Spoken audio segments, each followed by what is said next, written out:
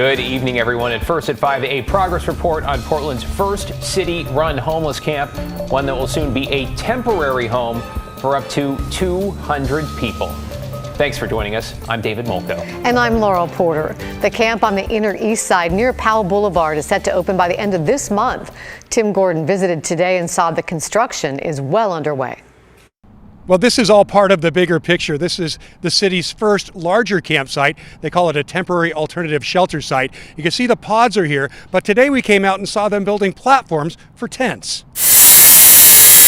The builders of the platforms are trainees with Constructing Hope, a local nonprofit that teaches the basics of the construction trades with help from another nonprofit, the Home Building Foundation. The trainees are low income, mostly BIPOC, and a majority with a history of incarceration. Building a simple platform is a step up. Oh yeah, having a good time learning and getting things done and soaking up these trades here. Raphael Cook is glad to be here working with his team, learning a lot from instructor Alex Hughes. If somebody's cutting, somebody needs to be measuring. It all comes together in the end, so they have to work together. And that part is really, really life important. It's part of the city's Gideon Street shelter, where up to 200 homeless people will be able to resettle off the streets temporarily. We saw electricians working to put power in place. The city says the big shelter will open sometime this month. Back at the platform work site. Remind me your name? Zahira, or you can call me Greatness. We met a 24-year-old woman who is learning a trade she's been interested in since she was little, now getting a chance to help herself by helping others have a better place to put their tents. So you're making your community very strong, like, you get what I'm saying? And you're building mindsets that might have not been strong, and you're like giving them a boost of confidence. Confidence that can come with having a cleaner, safer place to stay. Again, we don't have a firm date for when this camp will open. We expect to learn that in the next couple days. The mayor's office has said it would be midsummer, and they're telling us today it will definitely be open in July. In Southeast Portland, Tim Gordon, KGW News. A developing situation tonight. The Clackamas County Sheriff's Office says it is investigating what appears to be a murder-suicide near Damascus. This is video from Southeast Delia Street late last night. At this point, no other details have been released. We'll update you as we learn more.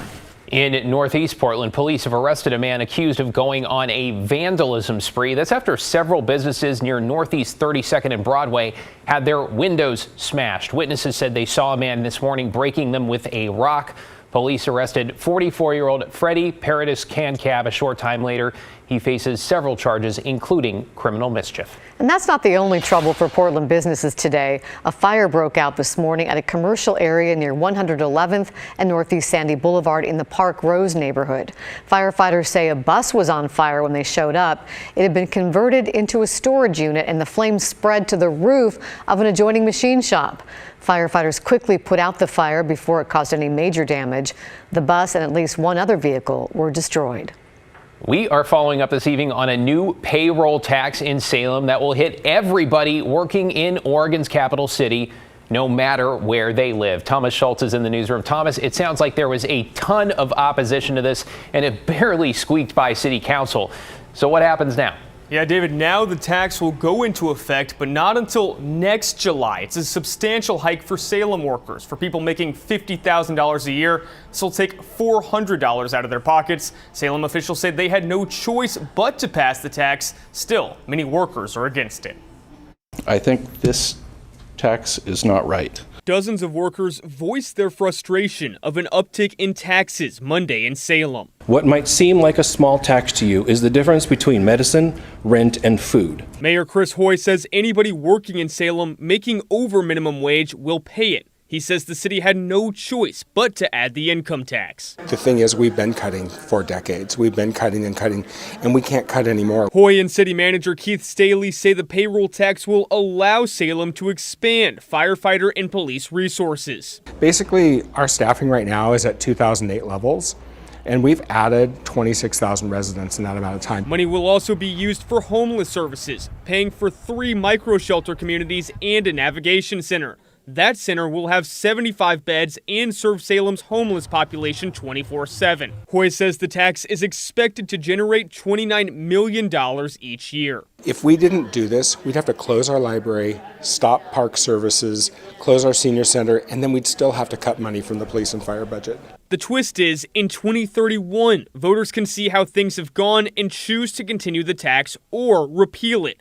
But workers say they should have a say now on whether or not to pass the tax. Your proposal to pass this ordinance without sending it to the voters is quite frankly cowardly and shameful.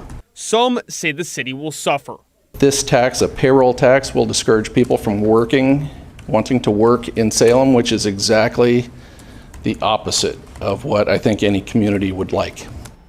There's also been questions about if Oregon lawmakers would be subject to the new tax. Hoy says they would. Any work in Salem will be taxed. Details into how to precisely tax those lawmakers will be worked out in the rulemaking process. Laurel? Thank you, Thomas. Now to new information from the company that manages much of the ambulance service in our region. American Medical Response, or AMR, released a long statement today in response to our months-long investigations. Those KGW investigations have covered everything from staffing shortages to slow response times and missed standards.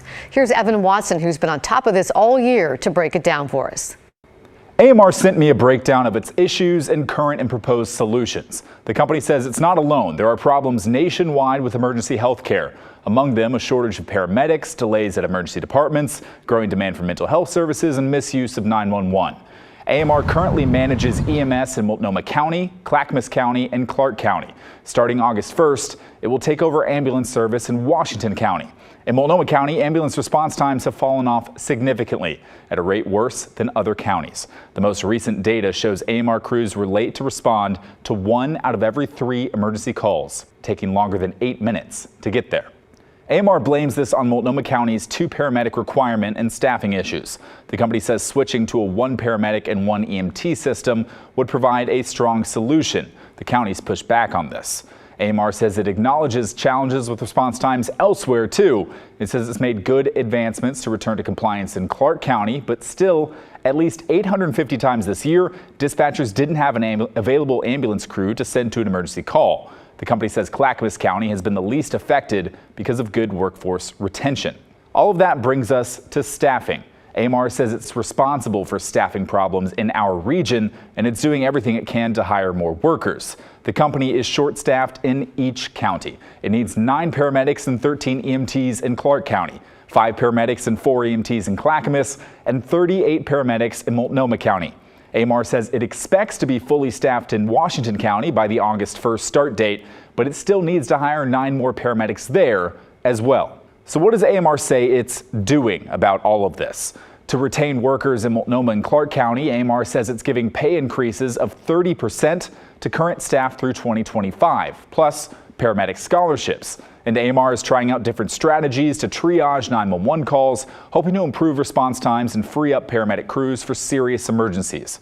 For example, AMR has added basic life support, or BLS, programs for low acuity calls in Clark and Multnomah County, sending 2 EMTs to take care of low-risk situations. AMR says it has the experience and knowledge to overcome current challenges, but it's also worth noting its national parent company, Global Medical Response, currently has $4.3 billion in debt that will become due in 2025.